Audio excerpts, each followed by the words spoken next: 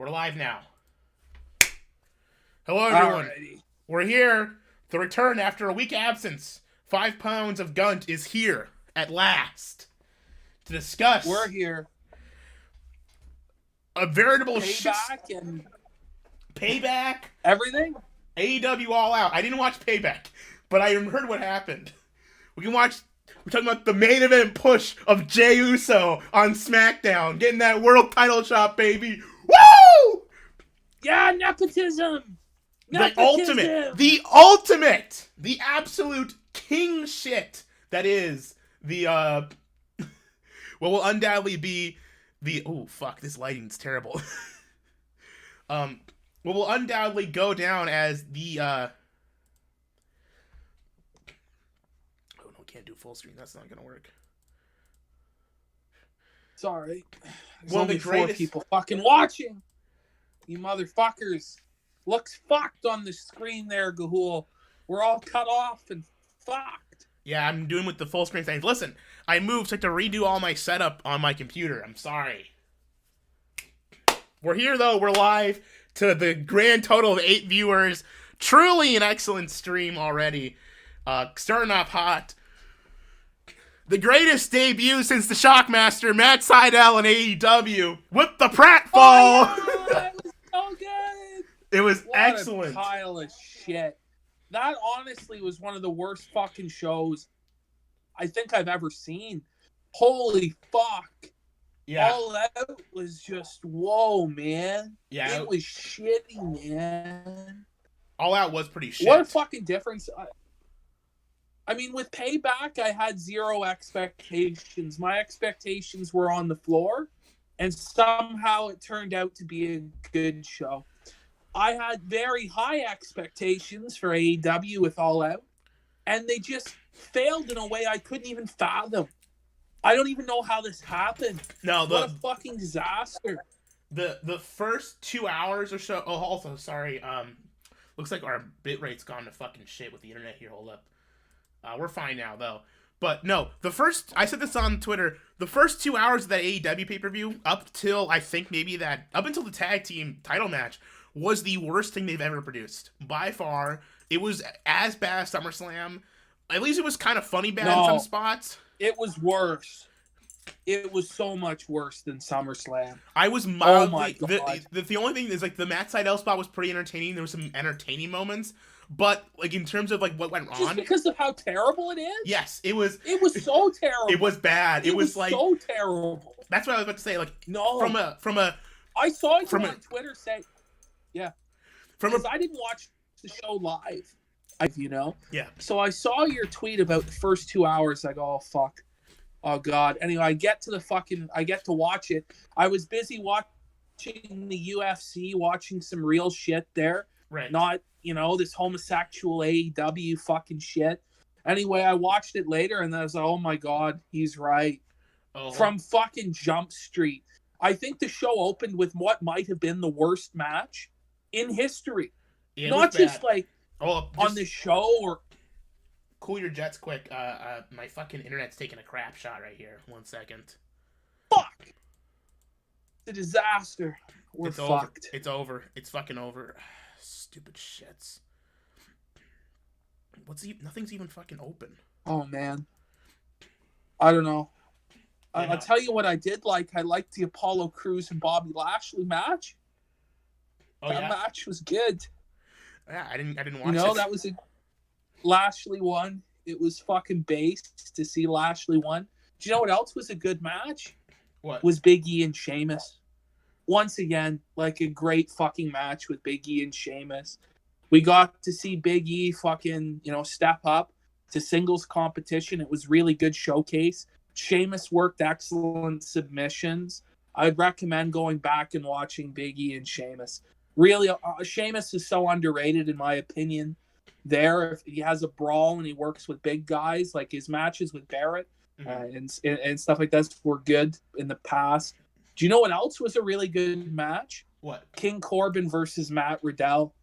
This match was also 2 big guys fighting. So 3 hoss fights to start the show in a row. Just making me so horny there at Payback. I'm fucking jizzing in my pants for King Corbin. Fucking, he lost, but, he really beat the shit out of Matt Riddell there at the beginning of the match. It was like a solid 3-star match. Then it shit the bed with the women's match, but some people liked it. Keith Lee and Orton was great. They squashed Orton. I heard that. I heard that they fucking squashed Orton, which is good. I mean, that's what they need to do. And I heard what happened. I didn't watch the show. What happened with the fucking main event? Like, how did Bray Wyatt get pinned? Like, didn't just Roman Reigns come down in the middle of the match and So the match starts and Roman's not there. So the whole night they've been teasing Roman hasn't signed the contract. Yeah, he still hasn't signed it. So fucking Fiend and Strowman are brawling. They go through the fucking table. They beat the fuck out of each other, chairs, steps, all this shit. Then they finally do a big superplex spot off the top. The ring fucking breaks. They're both down. Then Reigns' music hits. He comes, signs the contract at the top of the ramp, walks to the ring, and they're fucking both laid out. Based! Big fucking dog! The big dog. Yeah, the big dog came out. I was juiced for the big dog to come out. And he just, it's like this heel spot. And he just goes for a cover on the Fiend. He kicks out. He goes for a cover on Strowman. Strowman kicks out. Then he hits a spear on Fiend. He kicks out. He hits a spear on Strowman. He kicks out. Then the Fiend pops back up. Fucking mandible claws Roman. And then Roman knees him in the sack. Roman just straight up fucking knees him in the sack. And tosses him out of the ring. And then I think he does another low blow on Strowman, hits a spear, and pins him 1, 2, 3. And that's how the match ended.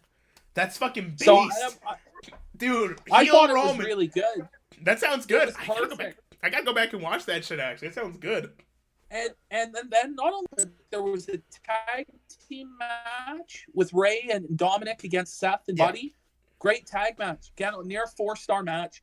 Every match on the show is actually good except for the women's tag match. And even that was okay because Sasha Banks and Bayley lost there. So excellent. I was really happy with Payback.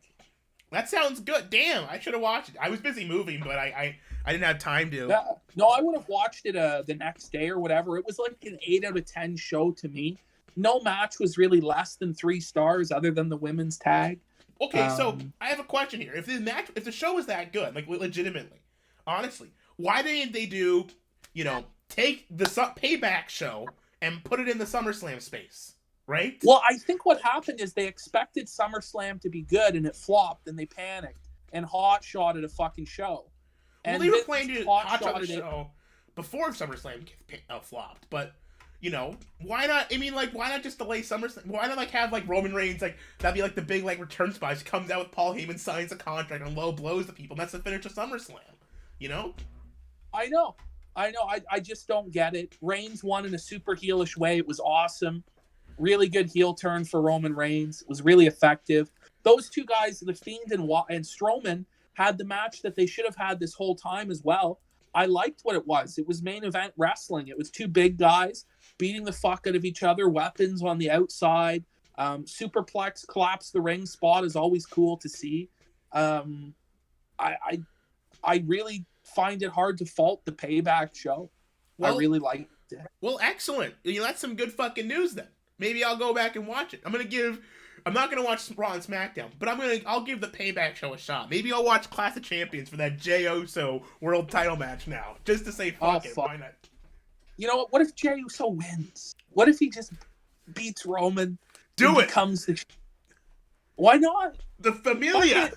We are Familia, the Brotherhood of Samoa. Oh my God. Also, before I continue, I did say I was going to do this for someone. Before we get into the AEW All Out, we did Payback. Everyone should go watch it, I guess. Sounds good. But I was requested, the board owner of Lit on my TV channel site is making a magazine to publish, a publication.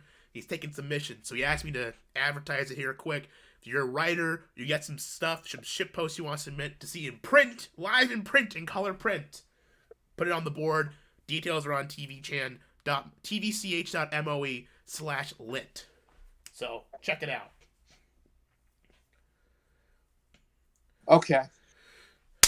All Did out. you watch the buy-in? I did watch the buy-in. Yeah. You did. Yeah. I did watch the buy-in. Oh my god. What happened? It was not good. Although I actually liked the Private Party Dark Order match, but I thought the Dark Order guys looked much better than fucking Private Party in that match. But that Joey Janela Serpentico match sucked. It was terrible. Just horseshit. Oh fuck. Joey Janela versus Serpentico? Yeah. Who the fuck is Serpentico? Some jobber. The only reason I know who he is because fucking when Sammy came back, he was in his mask. And then there was a Dark Order versus Private Party, and of course the Dark Order lost, I guess. Yeah. Real threatening fucking stable there. I thought the Dark Order was going to lose here and then win later in the night, if that's how... Because this is the jobber. This is the jobber. No, that's not what happened. No. But this was the jobber team of the Dark Order, so I was totally expecting them to lose to begin with. No. But I've been told. All I need to do to understand the Dark Order is watch Beyond the Elite. And you know what? I'm never fucking doing that. No, I'm never, ever, ever after tonight. And I'm so glad I didn't pay. I was thinking, you know what? I'm going to pay. I'm going to watch this show. I thought even, you know what? I'm going to pay for the replay of this show. I'm not even going to watch it live, and I'm going to pay. And I did not. I saw your tweet, and I did not buy it because they don't deserve a fucking penny for this shit. This show was don't deserve fucking bad. It was at least I thought the last couple of matches were pretty good, but for most of the show it was fucking horseshit. There's no denying it. Like this. Well, I nearly shut it the fuck off. Yeah, I mean the only reason you probably finished so you could talk about it tonight. I mean at least. I mean, once the tag title match happened, I thought it kind of picked up. But, like, before that, it's like, it was the drizzling shits. Beyond the drizzling shits. There's no defensive. So, I mean, basically, the whole pay-per-view is 2.5 matches. That's it. Everything else is drizzling shit. It was... drizzling shit. The only good matches I thought, Orange Cassidy Jericho was good. I thought that was fun. I did enjoy MJF John Moxley. I thought that was a pretty good match. And then I enjoyed the tag title match. I thought that was pretty good, too. It was a bit slow and a bit long, but I thought it was a good match. Those are the only three things. I'm right with you there. Those are the three good matches. I said the Jericho and Cassidy match is kind of, because I didn't like the way the gimmick was kind of presented. I was kind of a little bit, but dude, anyway. Did you see it? It's the fucking switch ring. It's the fucking Joy-Cons on the side of the wrestling ring with the 2 dots. It's a Nintendo Switch ring! Yeah. Ah! Yeah. Oh! Switch! Hey, I've joined everybody in Toyland by getting my own Nintendo Switch there. Ooh, a Nintendo Switch! Mine's downstairs, otherwise Donkey Kong Country Tropical Freeze. That's a pretty good game, actually. That's a good game. Oh, I love that game. I played it on the Wii U when it first came out. Yeah, me too. I'm playing it again on the Switch. I got Smash Brothers. Smash Bros. Listen, if you're not on the Switch hype train, brother, what are you doing? Get with it! I put my pre-order in for Mario 3D All-Stars, so they fucked me. I had to buy a Switch so I could play Super Mario Sunshine for the 40th time there.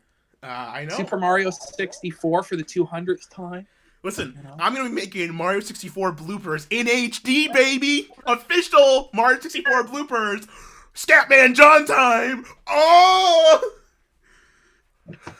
The soy is strong with this fucking stream right now. Yeah, this is the... So look, this show, for me, the pay-per-view opens. I didn't watch the buy-in. For me, it opens with the tooth and nail match. This was the worst thing. I would sooner have had my fucking teeth pulled out with fucking pliers than ever watch this again or have to watch this. This match is so fucked. Fucked on so many levels. I fucking hated this. This was so fucking bad. It was not only was it not good, not only was it women's wrestling, not only was it the fucking worst, boring shit, not only was it a cinematic match, everyone was like, oh, AEW can do cinematic matches better because it's fucking Stadium Stampede. No, they can do one cinematic match. This was worse than any of the cinematic matches WWE did over the last couple months. They should have, this was originally supposed to be on the pre-show. This should have been on the pre-show in the first spot, but I had to watch this shit. This is, without a doubt, the worst match I've seen in probably God, I can't even think of a worse match than this. I can't think of a worse wrestling match. This is like a minus 5-star This match. is like up there with like Hogan and Warrior at Halloween Havoc. But This like Hogan Warrior at least had like some cool people in it that I give a shit about. Yeah. It was disappointing, but like this was a legitimate minus 5 stars match. I know that's a funny internet meme, but this was. No, this is the worst match I think in the history of shows to open a show. This is the worst curtain jerk match I have ever seen. So let me just point out my myriad of fucking problems. First of all, Big Swole enters in a limo. Why does Big Swole have a limo? She's supposed to be like a she's supposed to be like a fucking like a working class person. She's not supposed to be like a rich limousine rider. That's not her character. Yeah. Why is she coming in a limo? What the fuck is this? Then like, okay, she enters the office and there's blood or something on the floor. Why is there blood on the floor? This is never explained or referenced again. No, it's not. It's not an important detail in the story. If you can call it a fucking story. So they're having this match. So she goes into this fucking cupboard and there's like chattering teeth. It's like the Joker, baby! It's the Joker, baby! Why is this happening? Why is this happening? Okay, that's not even the worst thing that fucking happens. Okay? Like, she grabs the diploma to hit her in the head. And instead of hitting her with the glass first, okay, she fucking hits her backwards with the fucking diploma to where the glass wouldn't go into her face or her eyes. It wasn't the worst thing that happened in this match, but that was stupid. The worst thing in the entire match for me, and it's just is when she punches through the glass and doesn't cut her hand. No, that's stupid. That was stupid. But the worst thing was the very first hit. The very first hit with like the tin thing, because she just goes, and that's how they start the match. That's the first move in the match. It's a tap, like this fucking horse shit, no effort at all, bullshit fucking thing. Oh fuck. Who told these dumb cunts they could do a super kick? Who told them? Who told them it looked good? Every single super kick looked like fucking shit. I can do a better super kick. I have bad knees, and I'm overweight, and I've never trained wrestling in my entire life, and I can do a better super kick than this. You put your leg up, and you do a kick. It looks so bad. They were off by like 1,000 feet. At one point in this match, Reba gets a fucking squirt gun and starts squirting her with water. As though this can do anything. It's like the dentist. Retarded. It's the fucking dentist chair, like, water pick thing to, like, clean out your teeth. It's like, oh, it's a dentist. Remember that she's a dentist, so she has dental equipment. Real?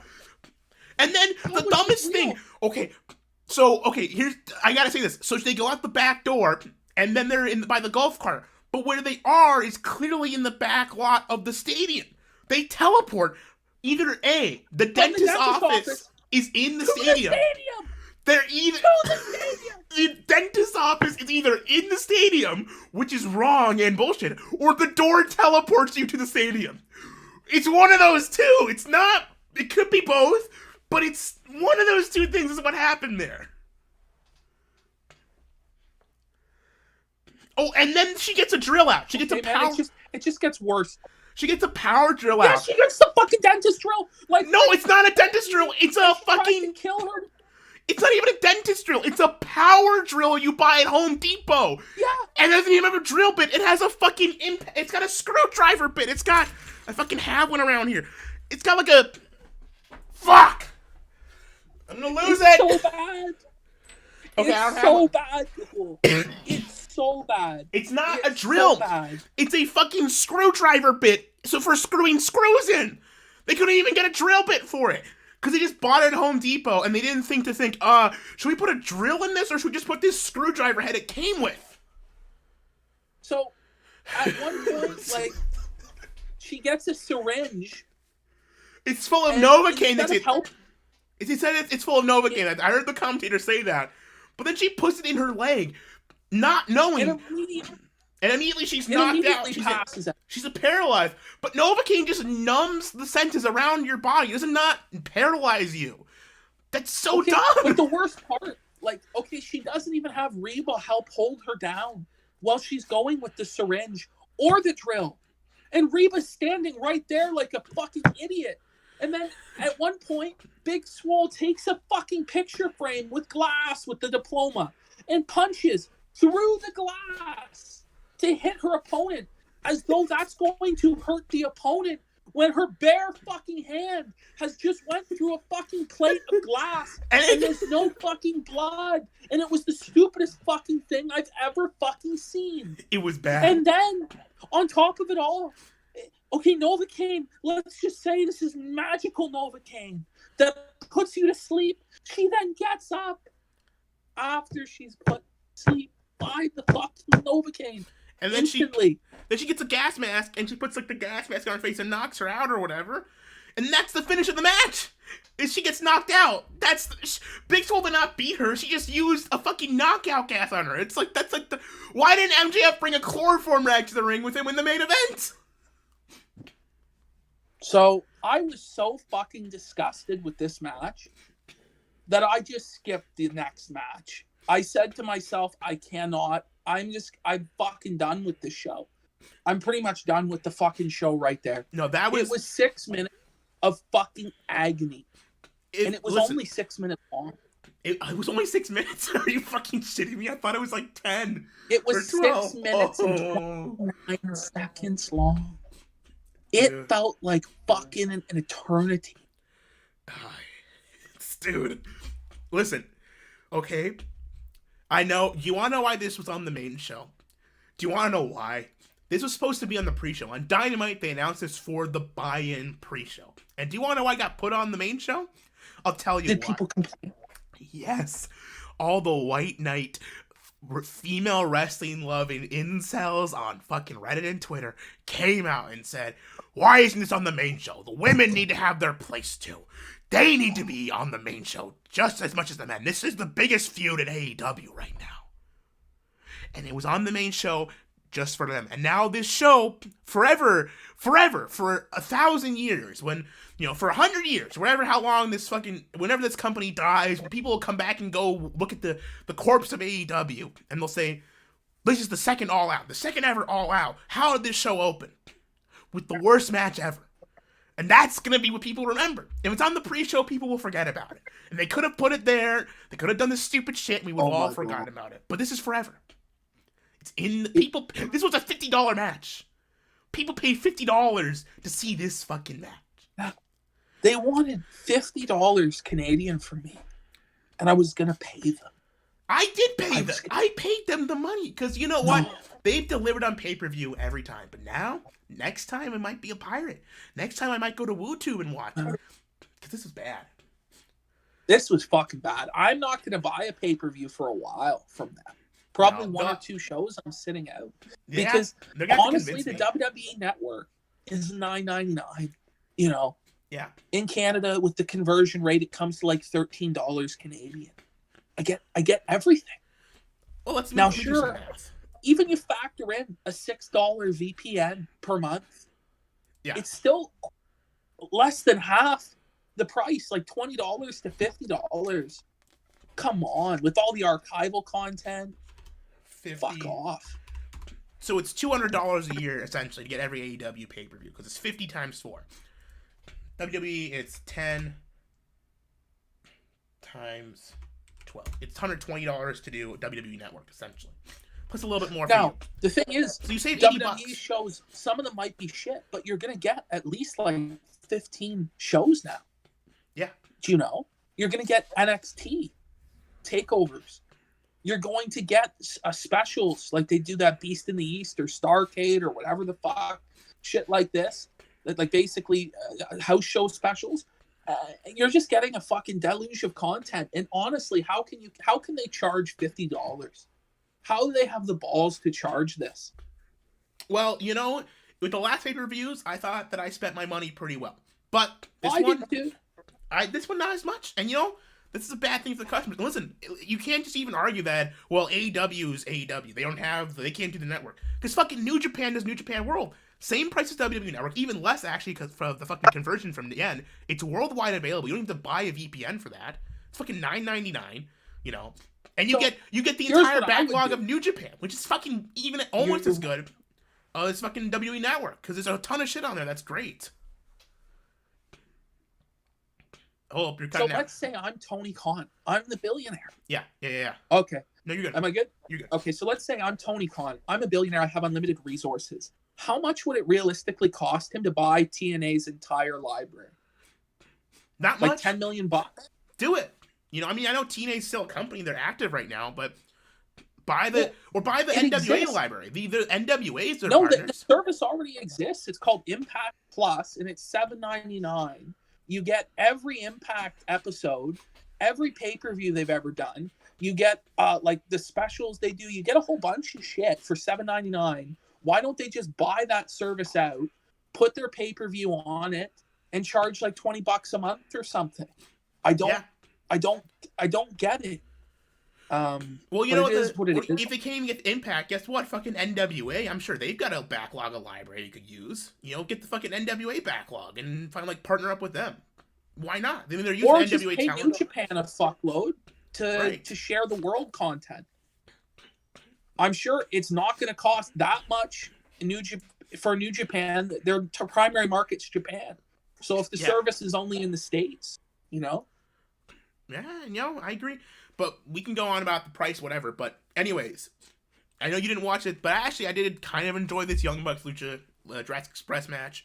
They kicked the shit out of Marco Stunt quite a bit, which is nice. But I thought this was an okay. If this was what opened the show, I think it would have been fine. But it doesn't change the fact that it was also followed by a bunch of shit afterwards too, which we have to talk about.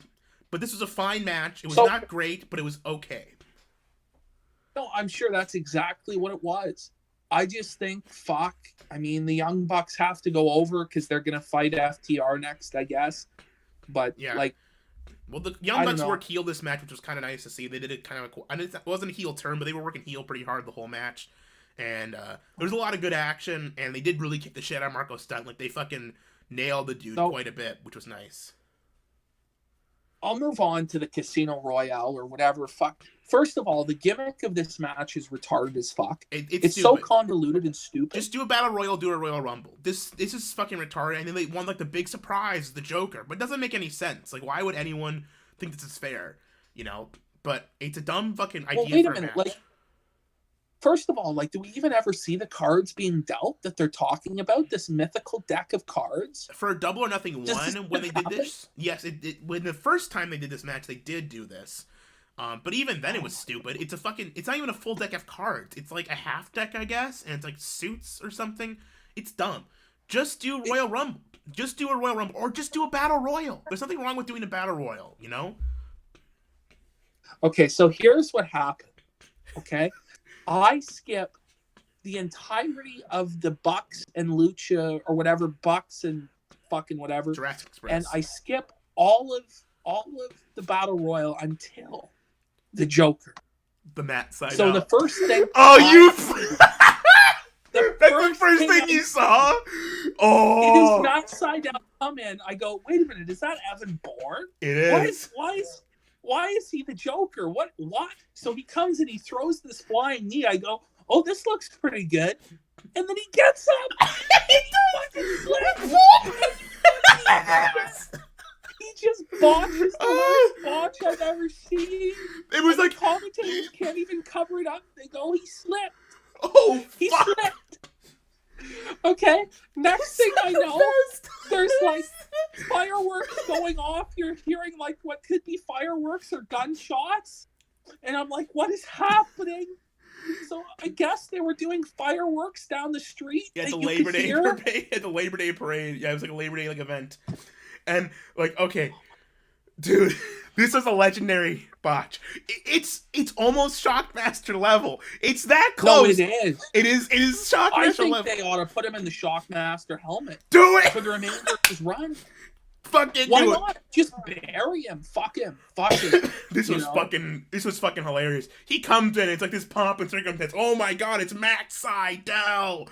And nobody's freaking out already. Already, basically, no one cares because it's fucking Evan Bourne, who's like, you know, a decade past anyone caring about this dude. And he comes in his big, he's got to show his spot. And he's got to look tough. He's this neon fucking Sean Spears, like, yeah, I'm badass. He climbs up the rope, and then it's like the biggest comedy pratfall of all time. Like banana peel effect. has he done that move? How many times has he done the fucking airborne or the shooting star press or whatever it is? And he fucks it up. He fucks it up so bad. This was his moment. They can't even cover for it. There's no recovery from this. His run is done. Like, this is a run killer in this company. Like, he should not bring him back at all. No. His career is fucked. His career is fucked. It's impossible to cover him. It's Shockmaster level. There's no way to ever recover from it. It's so bad. But I lost my shit laughing at this. It was hilarious. There's no denying it's hilarious. Like, it's fucking funny. But it's not even like the only botches that were going on. Like, no, this is a botch fucking written show. There were so many botches up and down the card on so many things. I mean, But this match is just terrible. Like, I'm seeing, like, when Hobbs got eliminated, that big black guy. Yeah. And he got booted in the face, and he literally threw himself over the ropes. Yeah.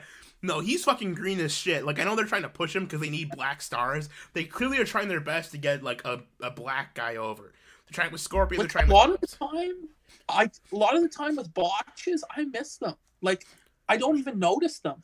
When I notice the botches, like, they're really bad. Like, it was over and over again in this battle royal. This was not a well put together battle royal. Although I did like who won. I did like who it came down to. I did like the kind of the finish with like Eddie Kingston and stuff, and Lance Archer. But you know, I'm sorry. Like, I have to continue on about the battle royal.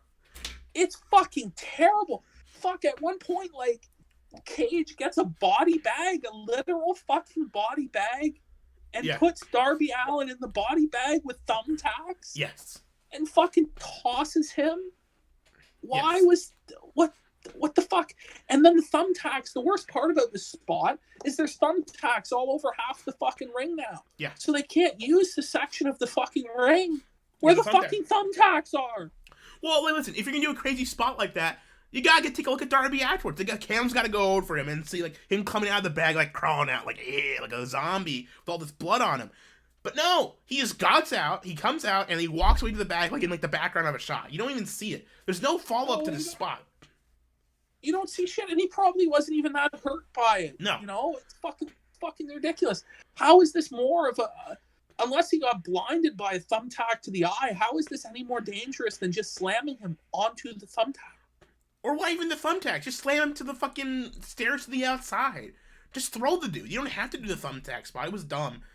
Oh fuck! I just didn't get it. Archer fucking is there. Fucking Butcher and Blade. This was like a clusterfuck finish where, like, Jake Roberts has this snake in the bag. Yeah. And, like, Eddie Kingston isn't selling it. He's not selling it. He's just like, go the fuck away. Go the fuck away. I don't want to see your goddamn snake.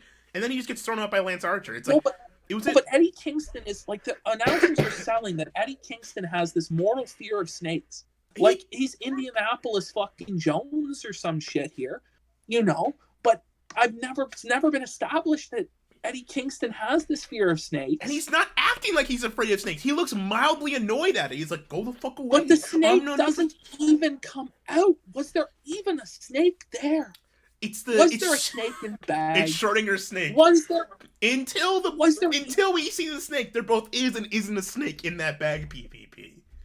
It's Schrodinger's snake. I mean, okay, so here's the thing, like, as soon as Lance Archer won this match, I just had this sinking feeling in my stomach because I go, oh my God, Moxley's winning the main event. Yeah, same here. The second you see, that's why I like based on who was going to win that match. It's like, who can win this match that'd be a good opponent for MJF? And the answer was nobody besides maybe Penta. If Pentagon or Phoenix won the match, I could see a pretty good match with them versus MJF. But literally everyone else in that match was either a heel of some kind or in a feud with someone else. I wouldn't have minded Eddie winning and facing MJF. I wouldn't have minded. I could have believed that could happen because Eddie's doing like this weird like babyface heel thing where he's like working with the other heels and like he forms his coalition or whatever. I don't know. Maybe that could have happened. I like that Archer gets a title shot. I mean, I think Archer. I saw Archer Moxley at the Tokyo Dome earlier this year, and that was a really good match. So this should be pretty good. But at the same time, it gave away the finish of the fucking main event. And Archer's losing to Mox. You know. But now, I mean, Mox is the guy. They're going with him as their Stone Cold, as their main event guy. He's delivering in some of these main events, the Brody Lee match, the MJF match. Yeah. So We'll see. who knows? But I mean, fuck it. Okay, so then comes, I think, maybe the worst match in human history. I mean, this match is fucking terrible. Matt Hardy and Sammy Guevara. Oh, yeah, that was, no fucking shit, it was terrible. They fucking cut the whole match out. The whole fucking match was done the second the fucking, like, Matt got fucking hit his head in the concrete. No, but, okay, so here's what it just, so, like, it starts off, like, I'm already so pissed off. Yeah. I am so fucking pissed.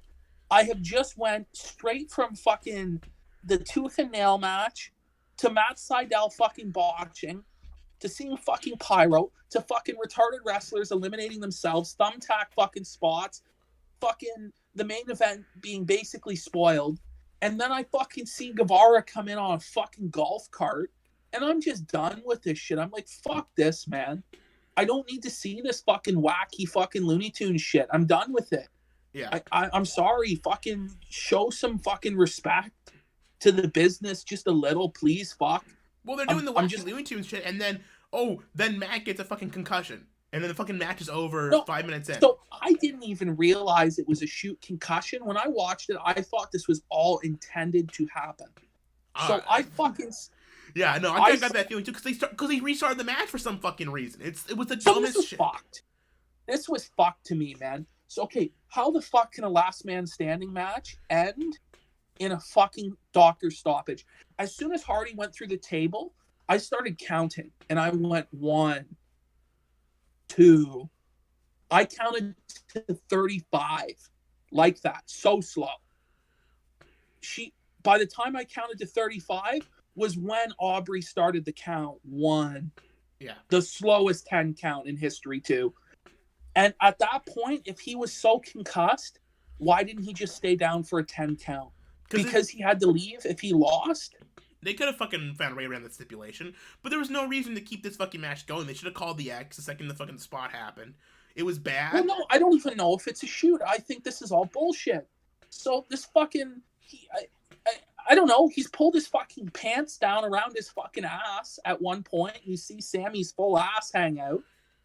Matt's fucking stumbling around, but I thought he was working. I thought he was like selling that he was fucked up. And I go, oh, this is actually that spot where he's like pulling his pants down and he looks all fucking staggered. I thought was good. Actually, I was like, wow, he's really sold this great. Now maybe he really was fucking concussed. I guess he's in the hospital now.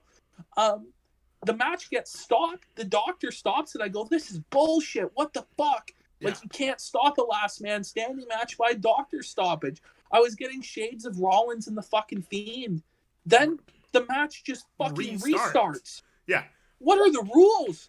How does this happen? The match is over. You can't just fucking restart the match. The match restarts. They climb up to fucking some they bullshit do their finish structure. spot, and then he falls off, and then that's the end of the match. It was so fucking... It was fucked. Listen, I'm sorry, it was terrible. It was terrible. It was absolutely terrible. I'm from what I've heard, it looks like he got shoot concussed. That's what I fucking heard. And he was like knocked out. He was like when he was like sitting on the floor like that, he was like out. He was not awake. He was like knocked out. However, listen, when shit like this happens, that's when you have a plan in place for something like this happen. You always have to have a contingency plan. WWE has contingency plans for this shit. Even fucking New Japan has contingency plans for shit like this. When you get hurt, they have a way to get out of it, you know? Even if it's a pay-per-view, even the stipulations you have to leave, just fucking end the match. It's bullshit. It's stupid, yeah. But you can make it up later. It's not that big of a fucking deal. But they kept going, and because of that, it felt fucking worked. It felt this was a plan. And that was fucking stupid. They should have just ended it where it should have been so people knew it was not fucking fake, you know? I thought it was worked, and I thought they had it planned out this entire way. Yeah, and I was so pissed. That wasn't the plan. That was still... It looked fucking terrible. Like, the whole company looks like a fucking joke. If you don't know that it's a shoot, they look like the most retarded company booking wrestling in the world. If you do know it's a shoot, then you realize that they don't give a fuck about the safety of a 40 fucking year old man. Yeah. Who has a family and children. Yeah. Who, no shit. You know, may never have walked again or some fucking shit. because he had to take more bumps after his fucking brain got damaged. And we talk about concussions and all this fucking shit. And AEW likes to say WWE is the sloppy shop. But they're the sloppy shop? At least they have a doctor to stop people when this fucking shit happens. It's fucking retarded. No, this was bad. It made the company look bad. It made Matt and Sammy look fucking bad. It was an accident from what we can tell. It was not how it was supposed to go down. But this made everyone look bad because of it. No one was fucking... This was 3 straight abortions. Fucking abominations of wrestling that I was forced to watch. Yeah. And this was like... This was up at the... Because I skipped the only halfway decent match. Yeah. And then you know how they reward my faith in continuing to watch the women's title match, baby! Yo! Women's! And that's when I started, that's why I tweeted, this has been the worst fucking shit I've ever seen. That was the point where I was like, I'm fucking done. This was terrible. Oh. So I skipped this entire match. I Good fucking call. gave up. I took a fucking piss break. I went and made myself some drink. I think I had guess what? Okay, funny story here. Funny story. It's a little aside. So I moved into my new place, right? And our landlord's a pretty cool guy. And he buys us some booze as a housewarming gift. Guess what he gets us? What? A full bottle of Maker's Mark.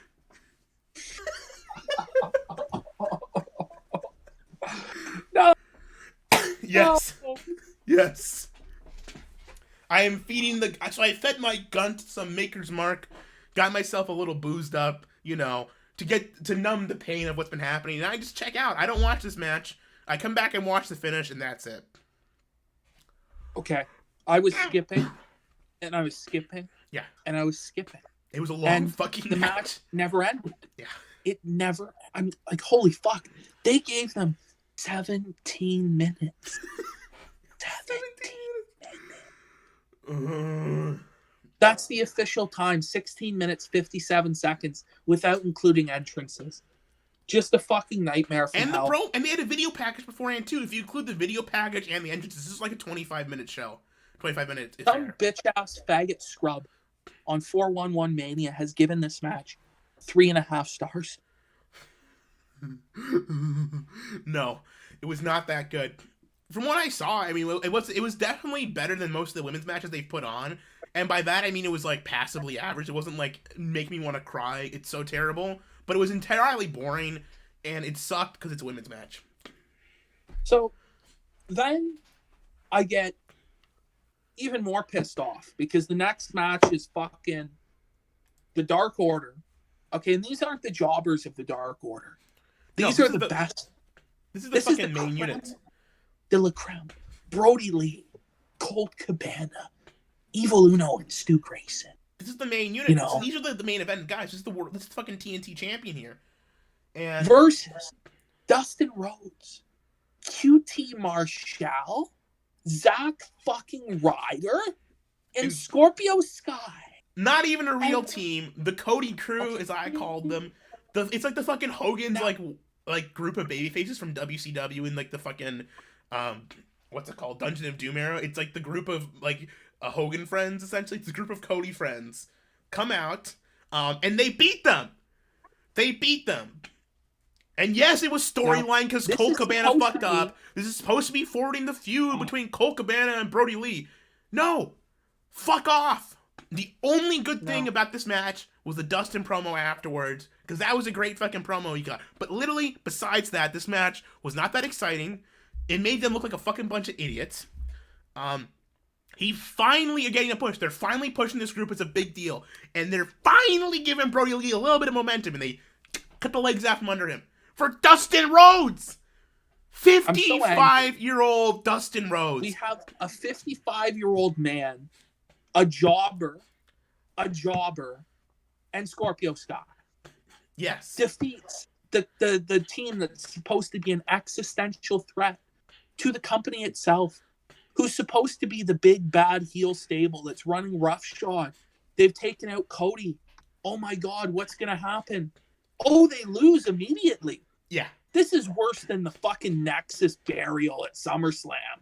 It's close. It might be worse. I think you're right, because at least the Nexus had a little bit more momentum behind them to begin with. This is finally. Well, and think of who next is lost to: Edge, Chris Jericho, John Cena. Like, who the fuck are Zack Ryder, Matt Cardona?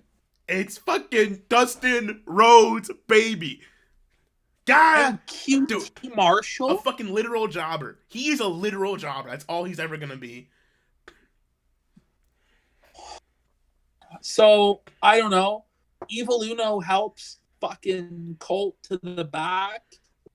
Is Brody Lee gonna discipline Evil Uno for breaking out of line? Is this ever gonna be followed up on? Probably not. Who cares? Like, okay, I honestly thought they were just going to keep Colt in the group permanently since they don't know what to do with them otherwise.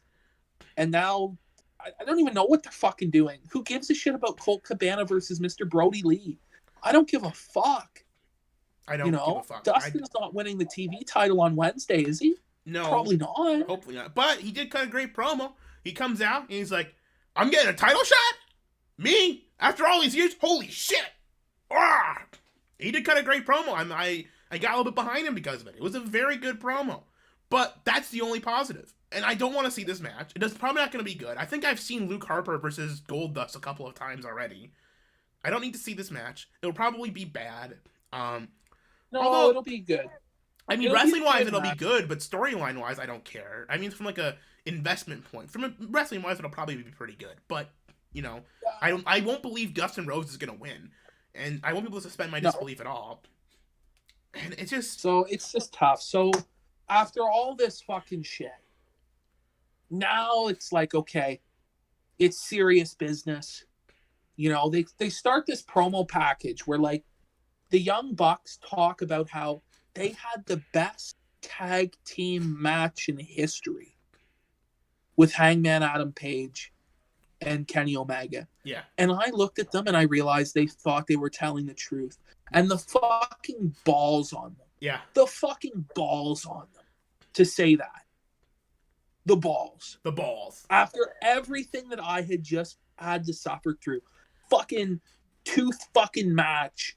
Bullshit fucking battle royal, pyro going off, Matt Sydal, fucking bullshit Sammy and Matt match, fucking women's garbage, the Dark Order being buried, and you fucking come to me and you say we had the best tag match in history with these fuckers. And I was just soured on it from there. I was like, oh my fucking God. Then the storyline is that the Young Bucks have abandoned Adam Page. Why? Because he was drinking? He's drinking or something? Like, he cost him the fucking title shot in the thing, the gauntlet, remember? I don't even fucking I don't even know if I saw it. No. I just don't even know. I was just so fucking rattled that they said that. So right away I'm just pissed off at the match, but the match was good. I mean, FTR won as they should have. It was very old. It was OG classic style American wrestling match. Work a lot of arms, work a lot of legs. I think they worked Kenny's knee quite a bit. I still had problems. My first problem, in their contract, we have to use the tag rope. Yeah. Why does it exist if only FTR uses it? Isn't it just a part of the rules of wrestling, the tag rope? Not in their AEW. contracts. The contract states that we have to follow the rules. Shouldn't all the contracts state that they have to follow the rules? What the fuck is this? No, but like what? No, because it's frustrating because the tag rope wasn't. They didn't have tag ropes at all before fucking FTR added them to the rules. I mean, that was established. They did not use tag ropes as a thing. It was not. I thought it was there. They just didn't use it. No, you don't have to. They're not even attached to the ring most of the time. They put them on for their. They specifically like made them. That I don't know why they fucking added it. Like no one else is supposed to use. It's fucking dumb. Either have them or don't. But now it's in between. I don't know. But yes, they did not. That's not part of the rules of AEW. It's not their thing. But I don't fucking get it. But AEW has like no fucking rules. My brother tuned into AEW one time, and he goes like, "What the fuck are the rules?" One time, like he's just like, "What is going on?" You know, he used to watch wrestling with me since years and years since we were kids, and he tries to watch this new. He's like, "What is this fuck? The guy used a steel chair right in front of the referee. There was no disqualification. Yeah. There was outside interference, no disqualification. What are the rules? No one knows. The rules need to be upheld. This is bullshit. It's fucking frustrating. I just want some level of consistency in the fucking universe of wrestling. I thought that this match had some good fucking moves. I honestly didn't think it was better than the Young Bucks and Hangman and Page match, to be honest. I thought that match was more exciting because it was two teams that wanted to work the same style. But like Omega doesn't want to work it the FTR way. They worked it the FTR way. Yeah. But there wasn't like that same level of synergy of being on the same page and making something bigger. Right. Like was in that Young Bucks, Hangman, and Omega match. Well, it was definitely this match never even came. This one didn't even come close. I thought this was a decent match though, and I think when you have a clash of styles like this, what you have to do is actually let the styles clash. Like you have to let Kenny try to do his crazy offense and then cut him off. They need to do more meshing. And they really didn't, but they did the match the way it was, and FTR won. I didn't think it was a great match. I thought it was a pretty good match. I didn't think it was. I mean, there was some good storylines, and towards the end there was some pretty good near falls and some exciting stuff going on. And Hangman did some really fucking great like babyface comeback shit for his hot tag. And then he got cut off. And at the end, the finish was actually pretty well done, where it was Kenny who hit Hangman, but then Kenny walked off like it was Hangman's fault. So there's a little bit. They finally are doing something with the drama. Kenny's abandoned Hangman, and the break off has happened. But there was not like a real big turn at the end, which is kind of disappointing. But I just didn't understand why the Bucks didn't get into the car with Hangman, because they were the ones who are with Omega, because they were the ones who were saying Hangman's a piece of shit. Yeah, they should have gotten Omega together. Well, what I think should have happened is if they wanted to book it this way, Omega should have hit him with the fucking table again and again, and then walked out, and the Bucks say, hey, wait a minute. You fucked him up. Like, we're not coming with you. We don't know what to do now. But the way they booked it, where he throws down the table, even though they're going to split up anyway, and then walks to the back, and the Bucks don't go with him. They should have went with him unless he hit him with the table. So I felt like they booked it fucking weird there. But we're going to get Hangman and Omega. It's probably going to be good. That'll probably be a very good match. That'll probably be a really great match, actually. I mean, Hangman is a fucking great fucking worker. He's awesome. I was sour on him at the first year of AEW or so, but he's really come together. And I like Kenny Omega. He's one of the guys who gets me into the company, frankly. But we'll see what happens. Hopefully the story is good. One last thing. Yeah. The Young Bucks are selling a DVD called "Killing the Business." It's a book. Is it a book or a DVD? I don't know what the fuck it is. It's a book. But imagine that. Having Cornette live in your head so rent-free that you title your autobiography after his insult to you, because you can't just say, fuck this old man, and move on. Move on. This whole reason the FTR is being booked this way is because of Cornette. Just stop listening to his podcast. He's a cuckold anyway. Just move on. You don't need to fucking, couch out of him. Honestly, here's the deal. If you want some great heat, if they want to keep this going, they should have done an actual program with the dude. They could have made some money. If Cornette probably didn't say that shit on it. They still might. Who fucking knows? Cornette should be managing FTR. Like, I know they can't because of him saying the N-word on fucking NWA or whatever. He said some racist shit or whatever. But they should get Cornette in the company to be the managers for FTR. It'd be a good program. Know what he actually said in NWA? It was some fucking joke. I didn't know what he said. It wasn't that bad. But he said, like, he's like an Ethiopian, like, looking for a bucket of fried chicken or something like that. He's tougher than a guy riding a bicycle through Ethiopia with a bucket of fried chicken strapped to his back, is what I think he said. Yeah, that's exactly what he said. Why that is worth blackballing him from the industry when pro wrestling is pretty fucked. Hogan says nigger, gets away with it, all this stuff. But people didn't like Cornette to begin with. People didn't like Cornette and they wanted a reason to kick him out. They wanted like a legitimate reason. It's like, well, I don't like Cornette, but at least he does a good job. And now it's like, I don't like Cornette and he's a racist, so fuck him. Well, it's the reality of it is if they didn't like him for legitimate reasons, They wouldn't obsess about him, but they know that he's probably right about a lot of the shit he says, and it bothers them that he's right, and so they have to like feel angry about it and bum hurt. But it's like, look, he has a different view of the universe than you guys. Just fucking ignore him and move on. Yeah, you know. I agree. It doesn't fucking matter what he says. I don't really pay attention to what Cornette says because I No, probably it won't agree doesn't with matter it. what he says, but No, it people doesn't. allow it to matter because they give him a reaction and he knows how to work them. He does. So it's fucking sad. Fuck. Well, that's so the way then the we world got is. fuck. But yeah, the match was good. Like, I'm really shitting on it, but like the match was good. No, it was a really well worked match. Not... FTR did a good style. There was a lot of really great moves. There was also a lot of really good storytelling and selling. And I don't know. Also, someone in the chat says Gawker did not lie about Hogan saying the N-word, but they did release it illegally without his permission, so that's why they got fucked in court. That's right. Remember that, kids. Don't fuck with the Hulkster. You're gonna job to Hulk Hogan. Now we get to Mimosa Mayhem. Before Mimosa Mayhem, Jericho cuts a promo. I don't know if you liked it. I hated this promo that Jericho cut.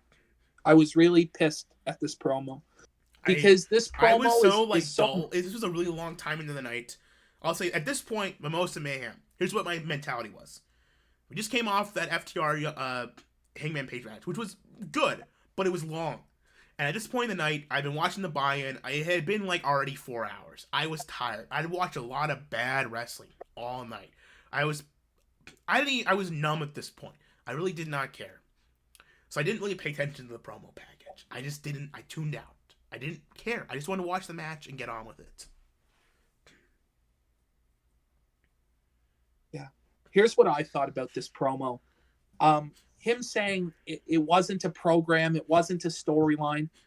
This is supposed to be real. Don't say storyline. Don't say program. Don't say I was experimenting to see if I could get this guy over into a main event star. What are you talking about? This is supposed to be a fight over your fucking jacket and a bunch of other shit. And you're talking about how you're the demo god and you're bringing in ratings by doing this. Just all this meta shit that I don't need. There's no reason. It's not fun. Listen, Jericho it's funny as a character because he's funny in character. Like, Le Champion is funny because he's a fucking egotistical asshole, but he's also the champion, you know? Like, this meta crap does have to go. I agree. It's too much, and he's been doing it constantly. He's trying to get over as a heel, but he's trying to get legitimate heel heat by referencing things in reality to work the smarks. But it really doesn't work. Like, it's shit. Because it's just popping the smarks. It's not making the smarks hate him. It's like, they're like, oh, experiment. I know what that is. It's like, fuck off. And for people who don't follow wrestling, who don't get it, like, this just comes off as weird and, like, foreign. Like, you should be able to watch this promo and feel excited to see the match. This doesn't feel like watching the match. It feels like excited to see Jericho, the character, on television, mostly. But whatever. Imagine if you had just started watching AEW maybe 3 weeks ago. You go, this is good, some good shit. I'm going to order the pay-per-view. Yeah. And then you see this shit. Are you ever going to fucking watch again or pay again? Maybe not. Because they're supposed to be trying to get new fans and get people to buy these pay-per-views so that they see, wow, this is way better than WWE. This is a whole other fucking league than WWE. With the first 2 hours of the show, no. Even the first 2 hours of the main show, if you include the buy-in the first 3 hours of the show, the answer is no. You do not make new fans with this. You are losing your current fans almost, and you are killing any chance to get new fans. The Mimosa Mayhem was an exciting, fun match, I thought, as a match. But this meta shit is a bad mentality. They're right now, the people in charge are making bad decisions. This is not a good direction, storyline-wise or even execution-wise for the company. They need to really step back and rethink. Which is the one thing I will say. This is not... I'm not going to say this show sucked, but I don't think this is death for AEW. I don't think this is the end. This is a terrible show that costs money. But if they stay on this track and they don't step back and think, what are we doing wrong? We got to change course. Now, they're going to get fucked up. And the thing is, they've changed course a couple of times already and fixed their shit. When at the end of last year's AEW run, the Dark Order and shit, you know, it was bad. They were dropping in ratings and they weren't doing good. But they stepped back in like the first of the year and they thought, okay, We need to recenter and refocus around the people that are actually good and book a better show. And they did it, and for a while they were on track. Now, they're off the tracks again. And it's not good. I will say this. Wrestling fans are probably the most forgiving of shit of any fandom in the world. Okay? Yeah. They will put up with anything. Okay? But there's a reason TNA really isn't in business anymore, and it's because they burned the fans too many times. Yes. When you fucking order the pay-per-view and you get fucking burned and you feel like you got screwed out of your fucking money and it wasn't worth it, you can only have that happen so many times, especially when you're charging full price for pay-per-views. And honestly, it's the paying audience, the people that will pay the money, that they need to be worried about. Because some of these people are cultists, but other people will be like, fuck, like, I'm trying to support this. I want there to be an alternative to WWE, but this ain't it. Yeah. And with TNA, there was people who wanted it to be the alternative. They loved it. There were fucking diehard cultists. And eventually, everybody was like, this ain't it. Like, fuck. And coming off SummerSlam, they had a real chance to fucking say, like, hey, we just beat SummerSlam. Way better show than SummerSlam. That's what I expected. I expected way better than SummerSlam. Now, this match is good, and it was fine. But I thought, first of all, I thought the way it looked was kind of like weird. Like you said, like a Nintendo Switch. I thought that the VATs were a little too small. And at first, I didn't like that there was two of them. I wanted there to just be one really big VAT. I didn't think they were big enough. But as the match went on, I realized why they made it that way. And I appreciated that there were pinfalls and submissions, because if there wasn't, these type of matches get really shitty really quick. If so like, if they work. At least it didn't. They booked in a way that it didn't get stale, and there was a lot of spots where they were going like, "Whoa, am I gonna go in?" They did a lot of top rope stuff. I don't ever want to see this kind of match again, because they basically exhausted all their options with it. But for what it was, I thought they booked it really well. The finish looked good with him going in, and we did like the Jesus pose in the tub. I think it was a very great, in terms of a gimmick match, this is probably one of the better gimmick matches they've done. It's a straight up live gimmick match. I thought it was well put together and well executed. I mean, it looked like a Nintendo Switch, which was stupid, but I had a lot of fun watching it. And it was the thing on the show that made me feel like, okay, if the whole show was at this level, I would feel like I'd be a very happy man. But this is the only good thing on the show up to this point, really, besides maybe that title match. But that was even too long, I thought.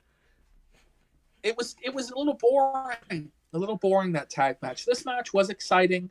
It went the right length. Now, the 411 Mania Critic gives it 5 stars. I can't imagine giving it 5 stars.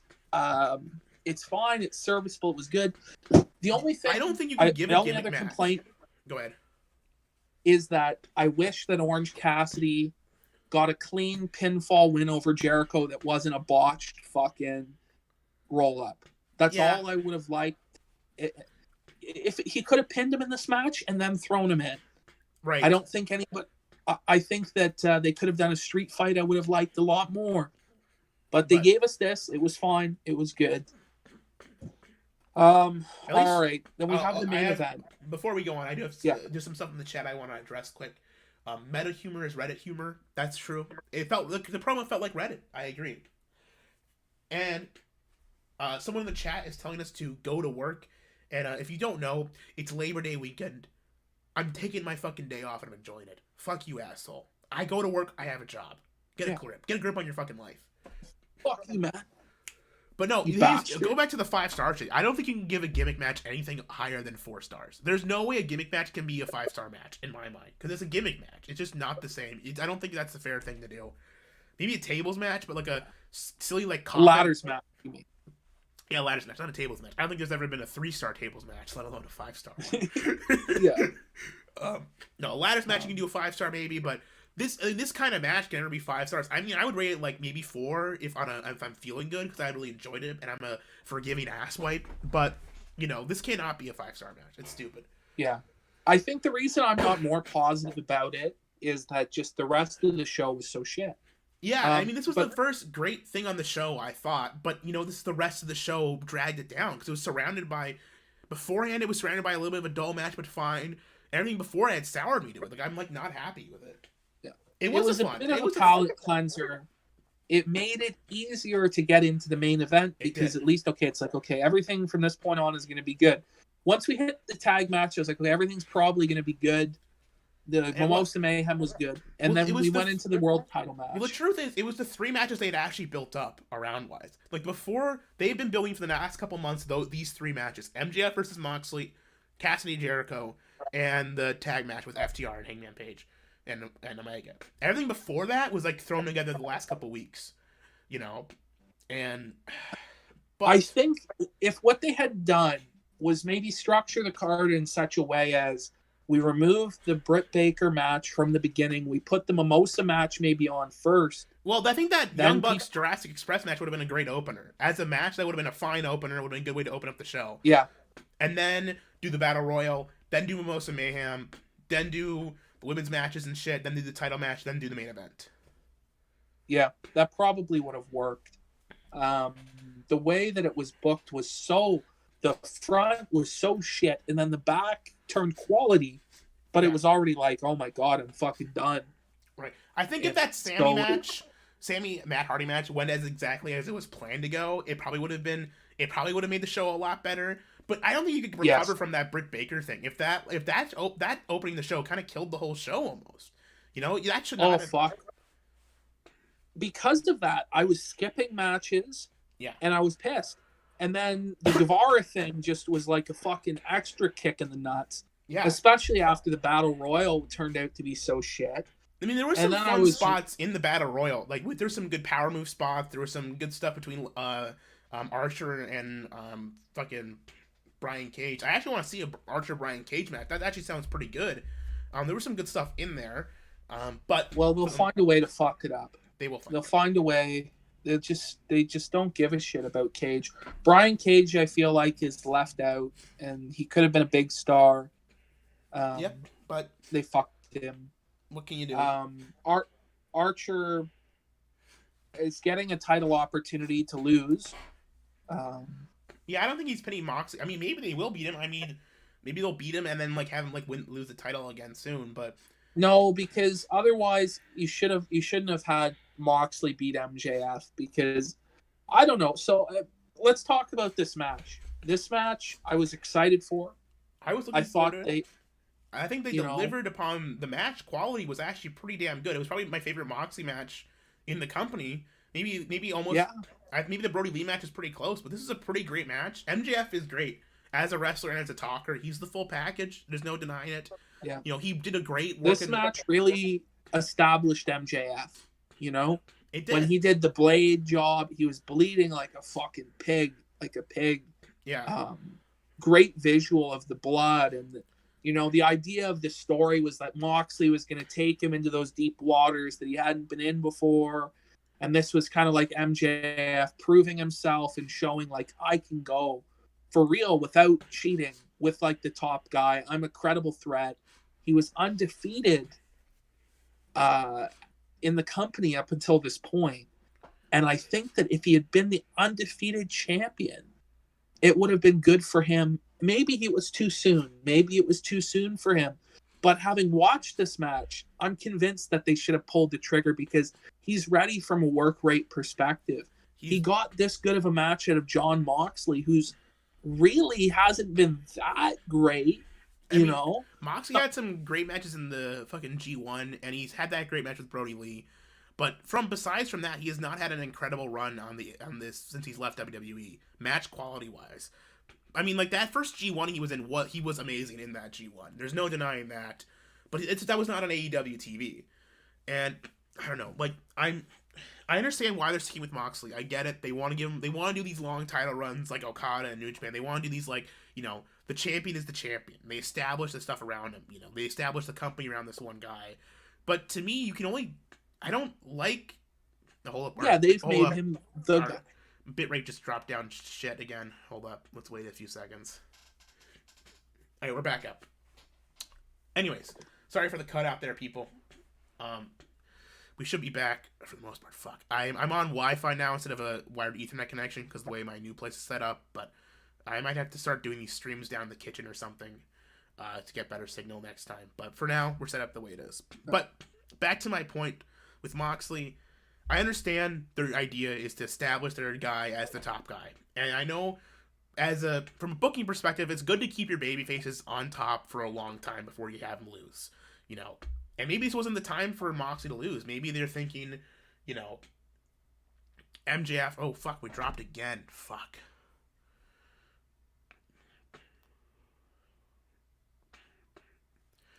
Alright, we're back. God, this is such shit.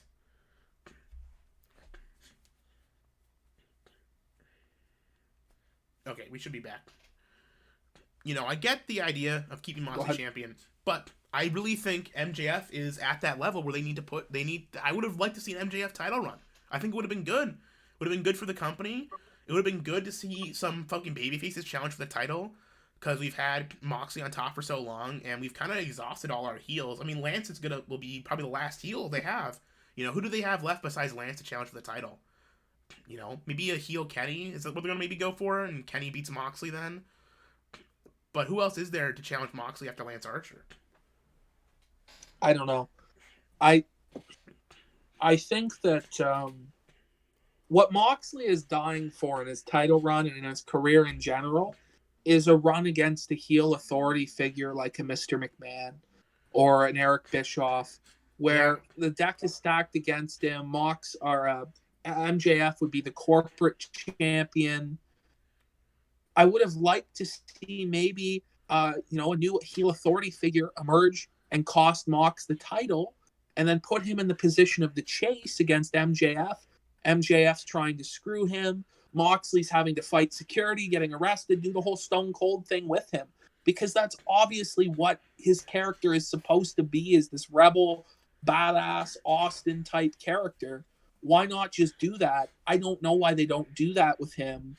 Now they're getting him over as he's multi-talented with the submissions and all the shit, like the way he tapped out Brody Lee. He's badass. He's beating fucking everybody. He's on top. He's the champ. They're building around him, I guess. But I'd like to see him as the underdog chasing for the belt against an authority figure. I don't think I've ever even seen that in WWE. I don't even think they did that.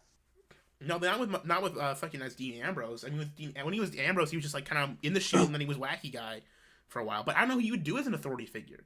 You know, MJF would be a good guy to be a corporate champion, you know. And I mean, he was kind of doing that with the lawyer, making him ban his move or whatever.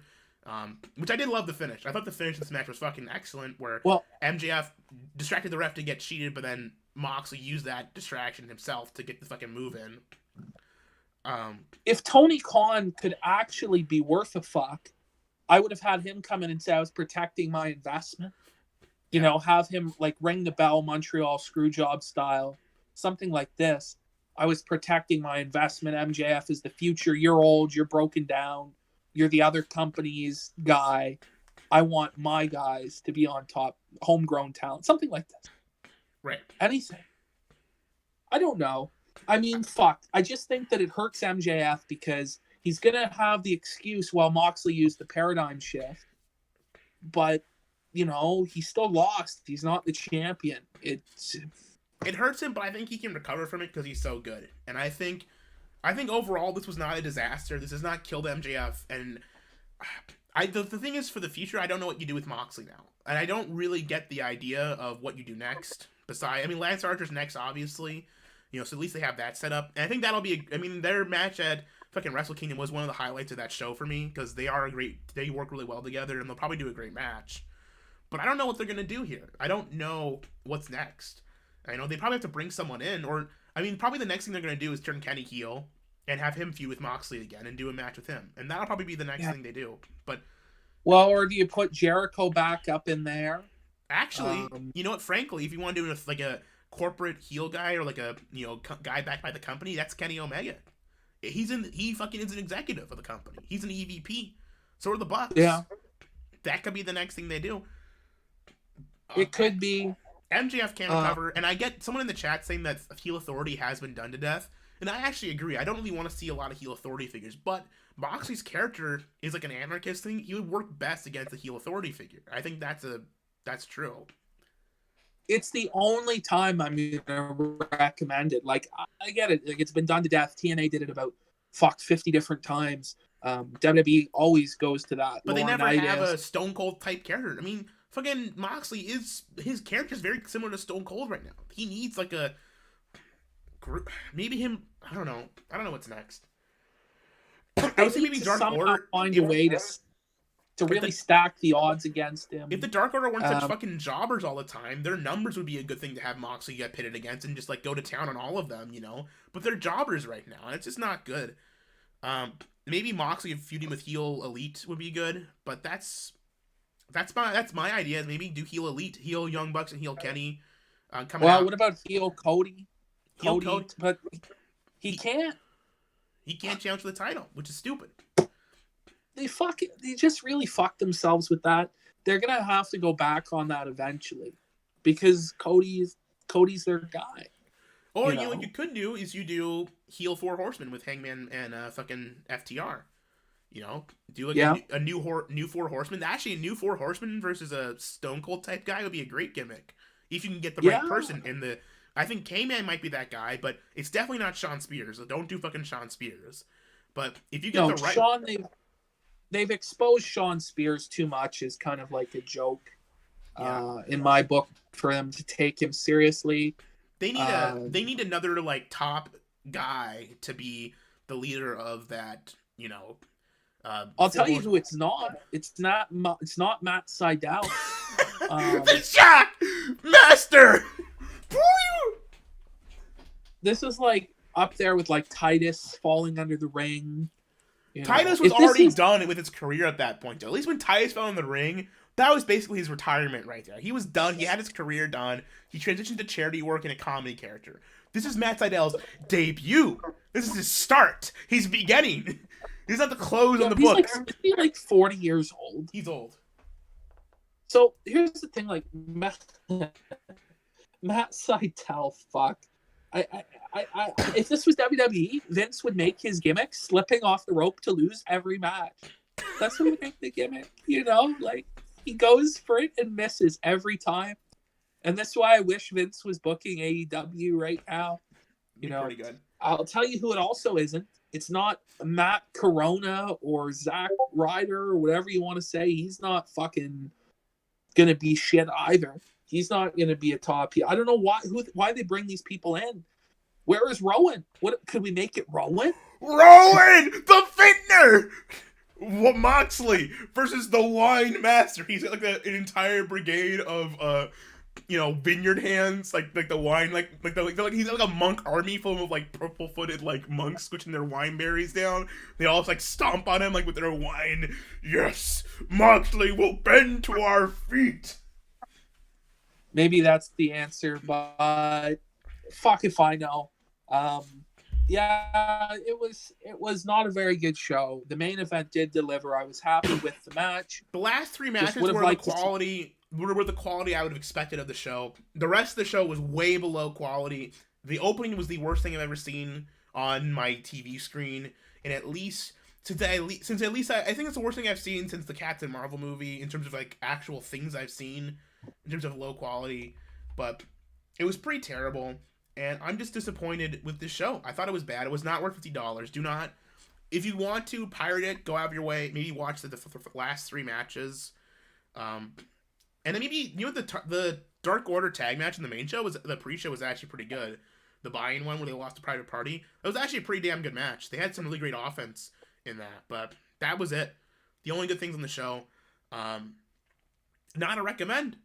A firm not recommend. Watch Payback instead, I guess. Maybe New Japan if that's going on right now, but I liked Payback. I don't know if people don't like the slower like Hoss matches, they're not gonna like Payback. But for me, it was like, whoa, Hoss match. There's a way to do a Hoss match good if you have it look good. You know, it's not like a slow headlock shit. You have to have him do some character stuff, have him really like look big and tough. But yeah, like Corbin and Riddell had a really, I thought, good match because Corbin brought a real intensity to it that was like playing into the real life thing about Riddell being a shitty dad or whatever the fuck. Yeah. And he was like beating him up there. It was decent. And then Sheamus and Big Riddle is a fucking great wrestler. I mean, Riddle is fucking. Honestly, Riddle should be one of their top guys. I don't know what they're doing with him. He's an MMA star. He's got the legit background. He isn't huge, but he's big enough. He's in great fucking shape. He's got a great look about him. He should be one of their top guys. Like they should be pushing the shit out of him, but they're really not, which is fine. I mean, they're doing what they're gonna do. But I'd love. I don't like that he doesn't wear boots or shoes. It's an MMA thing, I think. I mean, if it's I know, but he doesn't really look like if Brock Lesnar did it, it's one thing. But nobody knows Matt Riddell is a UFC fighter. And they don't mention it enough that he was legitimate. And it's hard for them even to do so because it's not like he was a champion. It's not like he's UFC heavyweight champion. He was just like I think he was undefeated in the UFC though. I think he's an undefeated MMA fighter. No, I've seen him get knocked the fuck out pretty badly. Oh, okay. He was a middling prospect that was basically his ceiling was going to be a gatekeeper. He was never a real contender. He was never going to be a champion in MMA. And I think that is part of the problem is they can't sell him as he's an Olympic gold medalist like Kurt Angle. Right. They can't sell it as he was the UFC heavyweight champion. They can sell it as he was a pretty good MMA guy. But why should a pretty good MMA guy beat a wrestler in wrestling? This is wrestling. They gotta push him this as is a our wrestler. own universe. They gotta push him And as a wrestler. in my world, I think putting Brock over as much as they do hurts because me and Surfer watch the UFC and it's real, and it makes it feel like the WWE is inferior and cheap because the UFC castaway guys is at the top and nobody else can even touch them or lace their fucking boots. And so and Ronda Rousey especially rubbed me the wrong way because she didn't deserve what she got and she didn't appreciate the push she got. And I felt like it made the whole wrestling business look cheap, that some woman just walks in off the street, gets the WrestleMania main event push, walks out, says it's fake and retarded and lame. It's pretty based though. Can't lie. It's pretty based. I don't know. I fucking hate Ronda Rousey. Yeah, fuck Ronda Rousey. She wasn't very. I made money when she got knocked out by Holly Holm. I made even more money when she got knocked out by Amanda Nunes. And I hope that sometime in the future she goes back into MMA so I can see her get knocked the fuck out again. Fucking cunt. Fair enough. Fuck that cunt. She thought she could beat up Floyd Mayweather. Do you know that she said that she could beat up Floyd Mayweather? What a fucking retard. She said she could beat up Cain Velasquez. No. At one point she said this. What a fucking lie. What a fucking dumbass. I don't know. But she's a Sandy Hook truther though. Based. No, I don't. Based. I don't fucking know. But that's probably it for this one. I don't know. Do you got anything else, Gahul? We should cover the news. Vince McMahon has decided that he owns everyone's names and likenesses for all eternity, and you sold your soul to him. Yeah. So you can't have a Twitch, you can't have a YouTube, you can't have any third-party service, you can't have Cameo. It's bullshit. But the wrestlers have agreed to basically be slaves. Their contracts are illegal. If any of them actually challenged it in court, it would be ruled that they're employees and not independent contractors. Yeah. They can't work anywhere else.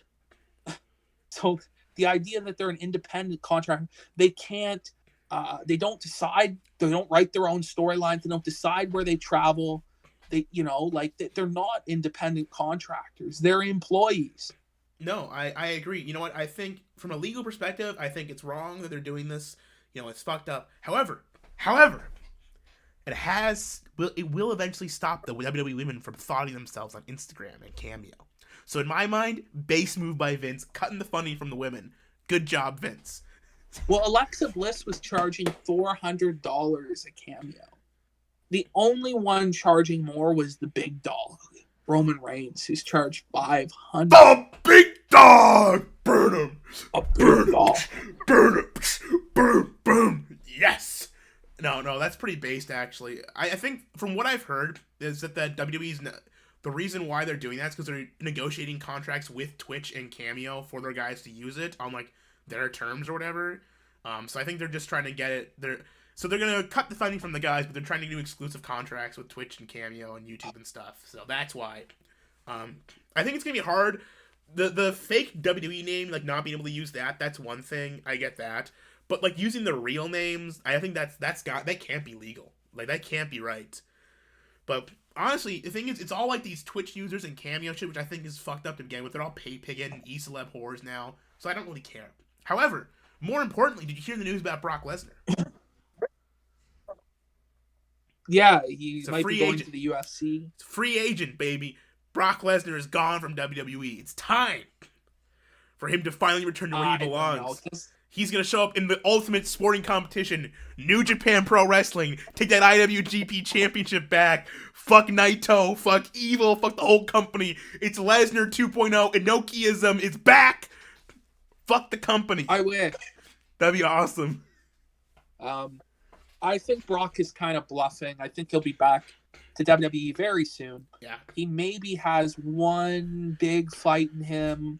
He's probably going to lose it. Yeah. And then lose a lot of value in the WWE. So, like, they're talking about him fighting John Jones. I don't know if he can win that fight. No, probably not.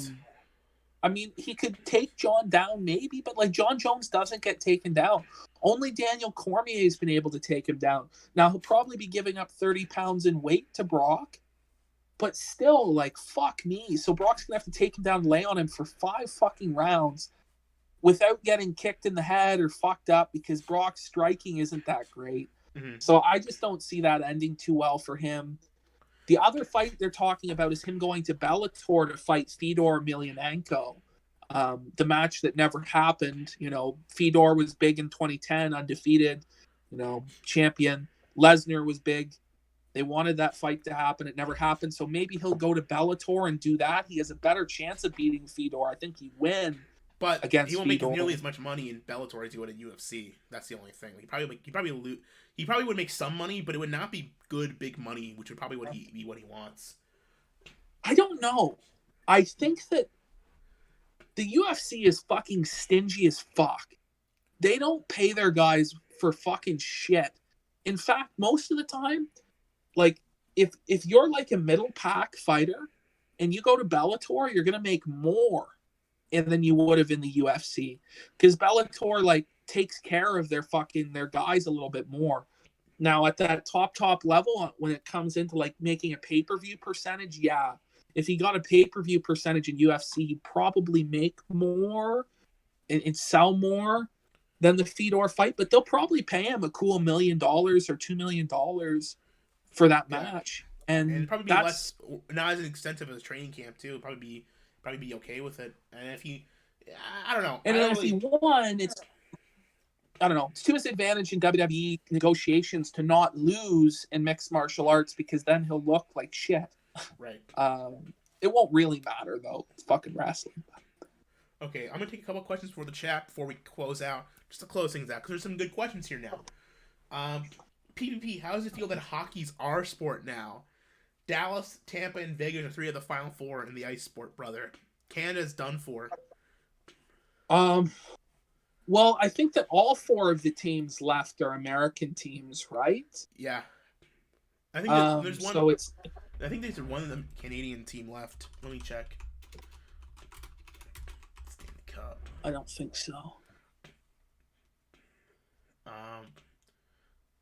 Canucks. Yeah, Vegas beat the Canucks. Yeah, like the Canucks were the last team in from Canada. I mean, what I'm going to say is this. I mean, a Canadian team has not won the Stanley Cup since 1993. This is nothing new. I wasn't alive when Montreal lifted the cup last time. The closest we've gotten is the Senators making the finals in like 2007. The Canucks made the finals in 2010. They both lost. Vancouver got burned down when they lost in the finals. But really, Canadians don't really care as much about a Canadian team winning the Stanley Cup as they care about Team Canada winning in the World Juniors every Christmas and Team Canada winning Olympic gold and that sort of thing. Right. I mean, of course, if you're a Leafs or a Habs or a Flames fan, you want your team to win the cup. But I don't know if there's this sense of, oh, we're all going to unite around the Canadian team. Like if it was the Leafs in the finals, I know for a fact that most of the country outside of Toronto would cheer against the Toronto Maple Leafs if they made the finals. And that's just a fact. So I don't know if it's really that big of a burn. You know, it's been like 25 years, but the Leafs haven't won in 50 years, and they're the only club I really give a fuck about. So that's... What is true, though, is what he's pointing out is that all but one of the teams come from a desert or the fucking South. So it's a disgrace to my people too. The Minnesota heritage, the Northwest, the cold fucking climate where we can play outside. These sunshine states are kicking us ice boys' asses. It's over. Ice is theirs now. I'll tell you this: it's bad for the game because the ratings are going to be so low for this finals. And it's Vegas is pretty popular. I know the Vegas Knights are actually pretty popular, even around Minnesota. They're a pretty popular team in the United States. Vegas is popular because they came in and they immediately were successful and went to the finals their first year and have been good ever since. They've made the playoffs every year. Yeah. And they've been competently run, and they have a decent logo and branding and all this stuff. And it's sexy and cool to be that first team in Vegas, all that sort of thing. But like teams like the Dallas Stars, Dallas isn't too bad. Tampa, New York's again a good hockey franchise. The Islanders, I don't like that they've moved to Brooklyn, off of Long Island, so they're no longer the Islanders from Long Island. They're now in Brooklyn. But it's popular there. Hockey is popular there. It's not popular in these southern states, and it's never going to be. No, I mean, it's not. I kind of root for the two teams. The teams I root for are Tampa and Chicago, because my uncle's in Tampa and he's a big fan down there, and he's got like season tickets. I think I even have met the owner of the Tampa Bay Lightning a couple of times because he's friends with I think he like lives down the street from my uncle down there, and so I kind of like care personally about that team, but like it's not popular in Tampa. It's not a popular sport. I mean, it's as popular as any other major league sport, I guess, but it's not like it's fucking basketball. Which isn't that popular. Like in Florida, which would you rather do? Go to the beach or go to a hockey game? Would you rather go to Disney World or to a hockey game? Would you rather, like, there's a million entertainment options in Florida. If I lived in Florida, if I had to live in Florida, maybe I'd go to the hockey game to get away from the heat because it's so cold inside the ice rink, brother. But if I was visiting Florida, I would not go to the fucking... It's not. It's actually quite warm. I've been to hockey games in Florida. And what's funny is that the Canadian fans will outnumber the American fans. Yeah. Like, for instance, when I went to a Florida Panthers game, the Canadian national anthem was louder. Now, that was because the Leafs were in town. The Leafs were in town, but it was louder for the Canadian anthem than the American anthem. And there were probably twice as many Leaf fans as Panthers fans. Now, the Leafs lost like 4-0. But still, like, the building was fucking all Leafs fans. And they have cheerleaders for hockey down there, which is crazy to me. Fucking cheerleaders for hockey. We have cheerleaders for hockey at my school, but they all like wear like long tights and like skater outfits. It's not hot at all. It's stupid. Yeah, we don't in Canada. There's no such thing as cheerleaders at hockey games. That's fucking ridiculous. There's cheerleaders at football games and sometimes basketball, but that's about fucking it. Hockey, it's just weird to see them. Like, it's just alien to the idea. I'm used to it because, but it's basically they just go out and do figure skating is what I see at my when I go. Because I mostly follow college hockey. I'm not a big pro hockey fan. I'm a big college hockey guy though here in the States. You know, got to follow my teams. You know how it goes. North Dakota, that's where it's at. SESU. Yeah, I know. That's the diehard hockey fans will travel with the team. That's one thing I will say. But there's only a couple of places that actually have diehard hockey fans. Mostly, it's just most of the world doesn't give a shit. Yeah. Somebody asked if I won anything on the Lakers tonight. The reason I didn't bet the game was because we had the show and I wanted to watch it if I was going to gamble on it. I was honestly going to take the Lakers -5.5, which they did cover. I would have won that bet. But I was also kind of thinking about taking the Rockets at 3-1 because it was a good bet, good value. But I didn't bet it at all. I did bet Milwaukee to beat Miami earlier in the day, and I made a $45 profit there. So that's something. But yeah, I didn't bet the Lakers game. All right. Well, that was a good show, PPP. Got some good stuff about sports in there. Big sports guys now talking the real shit. It's not that fucking gay pro wrestling crap. It's all fake. Real sports. No, we're gonna get you into the basketball and the football. No basketball. No basketball. I'm done with basketball. No? I'll watch football, but love no basketball. I fucking hate basketball. It sucks. No, you don't love black people? No. I hate black people. Don't. I hate black people. I hate them.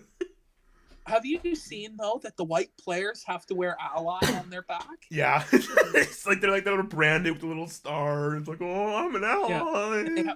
Oh man, no, fuck basketball. It's bad. The only basketball I like is NBA Jam for the Super Nintendo. That's it. Well, in but 4 days, football is back. My Dallas Cowboys are going to be back in action on It's Sunday. the Vikings year. I guarantee it. It's the Vikings year, brother. No, I'm they not a keep Vikings saying fan. that, but it never is. It's never the Vikings year. I'm a Bears fan, though. I'm not a Vikings guy. Basically, I'm Chicago for everything besides. No, I'm Chicago guy. That's my real sports are. No, you just abandoned the glorious state of Minnesota. What about those Twins? What about the Twinkies? The Twins suck. Listen, I'm a Cubs fan, and I know they didn't win for jack shit until 2016, but I fucking don't like. I don't care about the Twins. I like the Cubs. I always liked the Cubs as my second team because I liked Wrigley Field and the ivy on the walls. Oh, it's great, dude. You know if you ever go to Wrigley Field again when shit opens back up, you gotta go to the bleachers. There's so much like the bleacher price has not gone up in like about 5-10 years now. It's still like $40 to get into the bleacher seats, and you get a great view, and like you get to hang out with a lot of people. It's fun, you know. Yeah. The main thing about baseball in Toronto is that at the Blue Jays game, I find that unless you're going to pay $150, you're not going to get a really great view. No. You know, and I think that that's kind of a shame. It's just because the way it's designed is just such a big dome. Like it's the Sky Dome is what it is. I don't really like it. It's kind of a soulless stadium. The Rogers Center is. I don't really like it. No, I didn't like the Metrodome for that same reason. When they had that as the football and the baseball stadium, I didn't care for the Metrodome too much. I mean it was okay, but like all the domes are kind of like once you're in them, they have to be so big to fill up the dome thing, so you really aren't close to the action. And it's designed for football and baseball, so it's not like structured around one sport. You know, I'm not a big fan of them, but I gotta say I've been to US Bank. That's a great fucking stadium. You know, that's a fucking awesome stadium. It's a glass covered dome essentially. So it's like being outside, but it's air conditioned. It's like, isn't it like shaped like a Viking ship? It's like a big Viking rock. Yeah, it's fucking sick. Yeah, it looks cool. Apparently, it's killing too many birds though, so you need to build another new stadium. No, it's base. Kill those fucking birds. No, you know, actually, I've been saying this for years that if they're gonna do it would be the perfect stadium for a WrestleMania because you have the lighting of an outdoor WrestleMania, but you have this like the rigging and the staging of an indoor WrestleMania. It would be fucking perfect as a stadium. Minneapolis would be a terrible city to host WrestleMania though. It's fucking dog shit city. It's so small. There's nothing to do there. There's no other arenas besides US Bank and Target Center. It's fucking dog shit for that though. Will there ever be a WrestleMania with crowds again? Will we ever even see another crowd at anything? Not next year, but the year after that probably. Everyone's like, it's a doom and gloom. I mean, we're gonna probably have another year of this shit, but then we'll be done. Because everyone's gonna get it, and we'll be like, it's over. You know, whoever's immune is gonna be immune. We'll all pass over it. I just thought by now they would have given up on this. I don't know. I think people are just gonna live like this maybe forever. I don't know. People are, oh, it's okay. It's fine. No, it's okay. I mean, eventually people will just get sick of it, and things will go back. Not back to completely normal, but give it a year and a half. I mean, I guess in a year now, we'll be fine, but we'll see. All right. But we should go. It's late. We've been going for like an hour and 40 minutes, but we had a lot to say about that fucking shitty show. So we'll see you next week to review Dynamite and whatever the hell else you watch. I don't care really what we watch, but we'll figure it out. SmackDown. SmackDown time with the big dog. Burner, burner, burner, burner.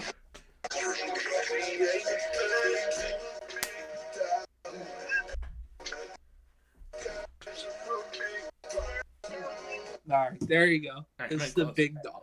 The big dog. All right, TPPP.